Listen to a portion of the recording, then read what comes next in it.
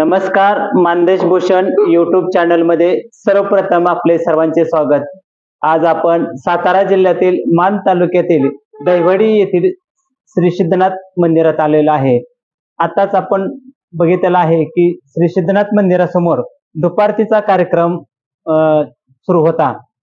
खरं तर हा दुपारतीचा कार्यक्रम आहे तो किती वर्षापासून या आवटे परिवाराने जोपासलेला आहे, अशी विविध माहिती आपण राजेंद्र आवटे यांच्याकडून घेणार आहोत।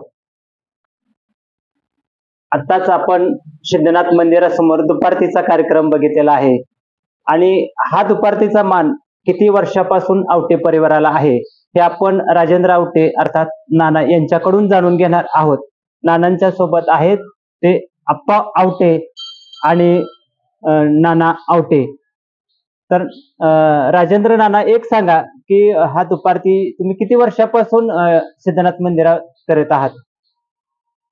आमची दुपारती आमचे वाडवडील पहिल्यापासून करत होते आणि त्याच्या अगोदर त्यांचे वाडवडील करत होते। असं मला वाटतं की आता ही आमची तिसरी पिढी आहे।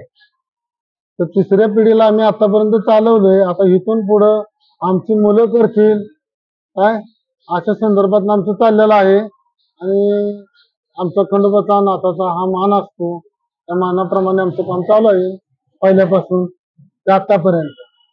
नाना, एक सांगा, आता आपण सिद्धनाथ हे ग्रामदैवत आहे, या मंदिरासमोर तुम्ही दररोज दुपारी करता, पण अजून काही गावात वेगवेगळे मंदिर आहेत, त्या मंदिरासमोर तुम्ही दुपारती करता का? हो, करतो की। गणपतीच्या मंदिरापुढे करतो, तिथून हनुमानच्या मंदिरात जातो, परत हनुमानच्या मंदिरात परत महादेवाच्या मंदिरात येतो, तिथून बाळोबाला जातो, बाळोबाच्या मंदिरात ज्योतिबाला येतो, ज्योतिबा करून विठोबाला जातो। म्हणजे दहिवडीच्या परिसरात जे मंदिर आहे, जेवढे मंदिर आहेत त्या मंदिरात सगळ्या दुपारती कार्यक्रम करता तुम्ही? हो, करतो। आपली सिद्धनाथाची यात्रा भरते, तर या यात्रेमध्ये आपल्याला मान आहे का दुपारती करण्याचा? हो, आहे की। जसं मान आहे त्या पद्धतीने आम्हाला करावं लागतं।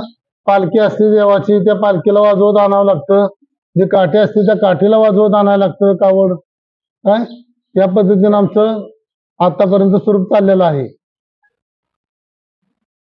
सकाळ संध्याकाळ दुपारती आमची चालू असते। सकाळी 7:30 ते 8च्या दरम्यान, संध्याकाळी 7:30 ते 8च्या दरम्यान दुपारती आमची रोजची कंपल्सरीच आहे। यात्रे दिवशी तुमचं नियोजन कसं असतं?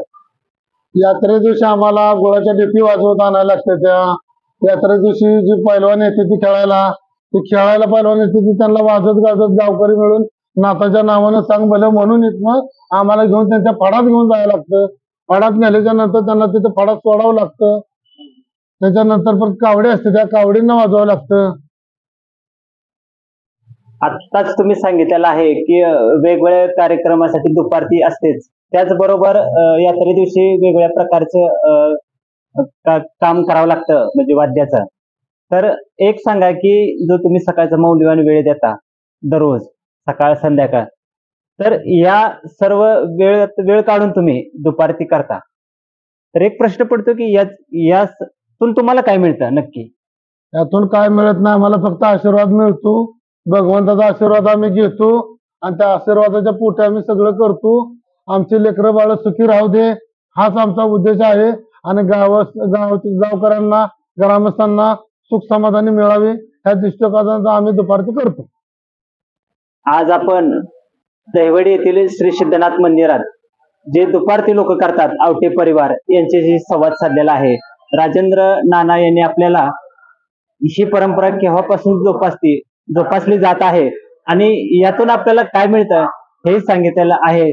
खरं तर तिसरी पिढी दुपारतीचं काम करत आहे आणि भविष्यात सुद्धा त्यांची येणारी पिढी ही परंपरा जोपासणार आहे असे आपल्याला सांगितलेलं आहे।